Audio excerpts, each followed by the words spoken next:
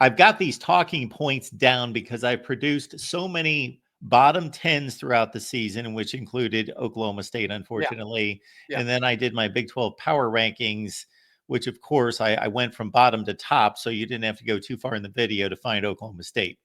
So the talking points were basically 20 or 21 starters, depending on your depth chart, back from the previous season that, of course, landed in the Big 12 championship game. Seventh-year starting quarterback coming back. The rushing champion coming back. A really good wide receiver core coming back. And, of course, an experienced coach, Mike Gundy, who never lets the ship sink until 2024. What in the world happened, especially coming off 3-0 to start the non-conference schedule, and then it kind of went downhill from there? Well, Mark, I think this can be boiled down to one word, and that is complacency, right? The upside to 20 returning starters and 90% of your roster that just played in the Big 12 title game, obviously, is it gives you a lot of excitement, and it gives you a lot of anticipation for making a massive run in the next season.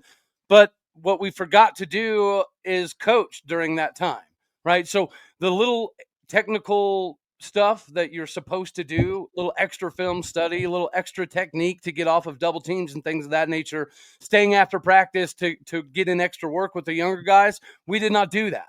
So the coaches, I guess, leaned on the seniority to guide the team instead of guiding the team themselves. And it basically ended up with a ship without a captain. We had so many captains, but we didn't have a lot of leaders. And I think it equaled a lot of laziness. Okay. Yeah, I know that one of those early season matchups in the Big 12 was Utah, who came in and, of course, fell flat on their face, losing 7 consecutive games. But they started 4-0. Yeah. They had a big showdown in Stillwater, and everyone at the time thought, "Oh, this is one of the biggest games in the conference this season." And Utah squeezed out a win after they went up big, but then they plummeted after that with 7 straight, and then Oklahoma State, of course, 0-9 in the conference. So I'm going to pull up some of the transactions that have occurred that you just kind of alluded to. But in terms of what Mike Gundy and his staff have done here in the offseason, what should people be excited about? I would say just the complete overhaul, which is not something that Mike Gundy typically does, right? He traditionally holds on to coaches for years, which has been a good thing. But in today's landscape of NIL and transfer market, you have to be able to have fresh, innovative ideas and also have some development. We lacked in development. And when it comes to like NIL and things of that nature, we didn't really position ourselves very well until you completely rebuild the staff. And he just mentioned it in a news conference the other day that whenever he hired Todd Grantham to be the defensive coordinator, his objective was to hire a head coach on defense that did everything entirely his own way, brought in his own guys, and brought everybody up from a technical standpoint the way that they want. And I think that's going to be good for Mike Gundy. If he can do the CEO role, more shaking hands, kissing babies, taking helicopters to recruiting, I think that's going to be massively beneficial for Oklahoma State and allow the coaches to do their job. You're paying them significant money to do a job. You need to let them go do it. And I feel like we might actually get that this go around out of Mike Gundy. And that alone should add a lot of excitement. We got our buddy Nathan Brown, of course, stopping by. He's my co-host here every Monday, folks. So again, Big 12 Mafia is the place to be on a regular basis, talking Big 12, BYU, and the nation. Nathan, what's going on this week? For one thing, I'm glad I'm here, Mark. I'm sorry, last week was kind of rough. I have these meetings at work. Sometimes I have to go in, so I appreciate your patience with me. Just let them know that the voice of college football needs you. Okay. All right. I'll try to do it. That's right. So I heard Cody talking a bunch there. I'm not sure I can say any more than he did about Oklahoma State. I do know this. If you don't come to play in the Big 12, you don't want to spend as much money in the cap and also revenue sharing.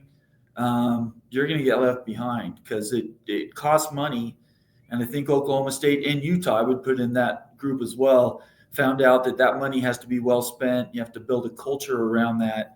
And that's where Gundy needs to step up because up to now he thought he had one thing and now it's completely different. Yeah. So since Nathan has taken us that way, Cody, how is Oklahoma State positioned in this new world of freewheeling and free spending?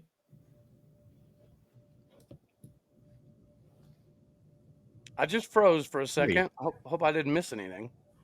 The only thing you missed is my question, maybe. So Nathan kind of wrapped up where he was on Oklahoma State, and I said, just to kind of extend on Nathan's thought, where does OK State stand in regards to this new era of freewheeling and free spending? Well, I've actually been doing some research, and by and large, we're typically right around the 45, 46, 48 range when it comes to NIL spending in the top 50. So we're right there.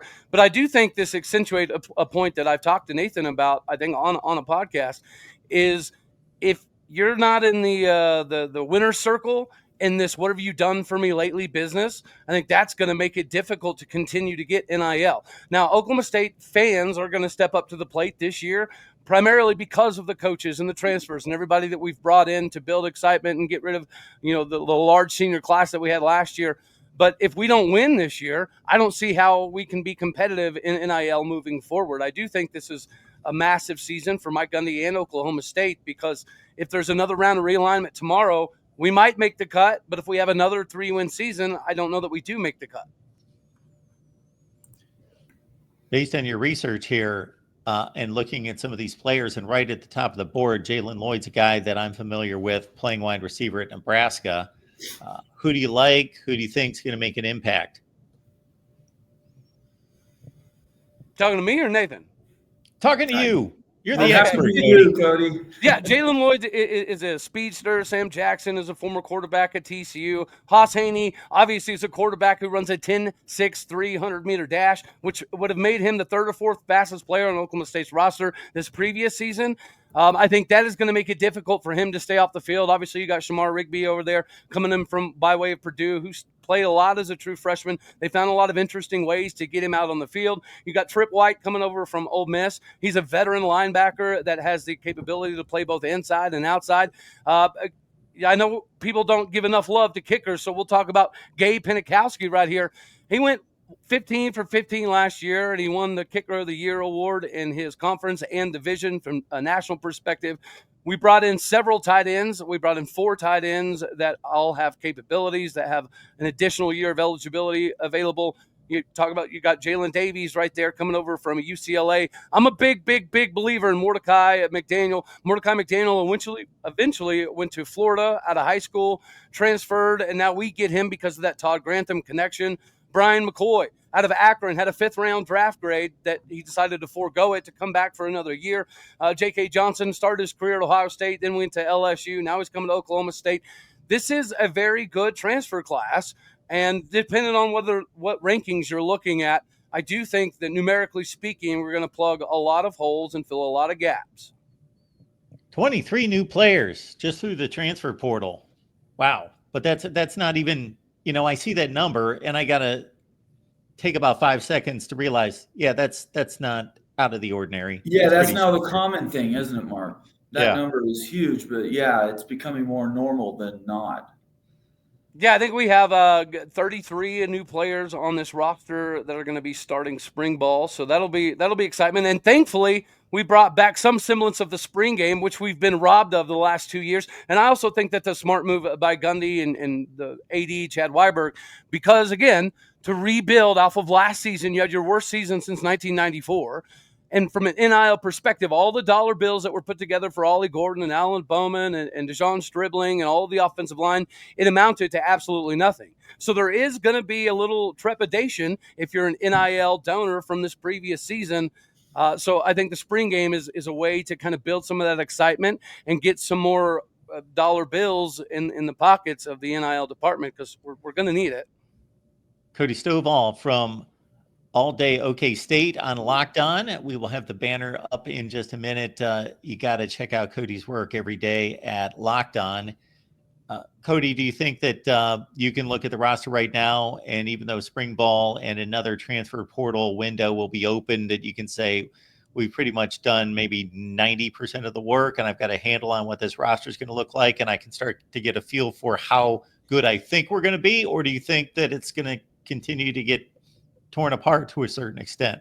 I mean, 90% might be a little generous, maybe 80% sure how it's going to shake down, because yeah, you have to get to the 105 limit. By the time we bring in all of the high school guys, we'll have 130 dudes participating at the end of the spring. So we're going to have to make a significant number of cuts yet once again, right? Which means that if you have 5 running backs, they're probably not all safe. If you have 5 quarterbacks, they're definitely not all safe. The same can be said on the other side of the ball as well, right? Whenever you're experimenting with a 3-4 as opposed to a 3-3-5, you might have some difficulty in continuing to get some of the bigger defensive tackles to stay on campus. So I'm pretty confident that we've plugged a lot of holes. I don't know that I'm confident on the roster being shaken out quite yet.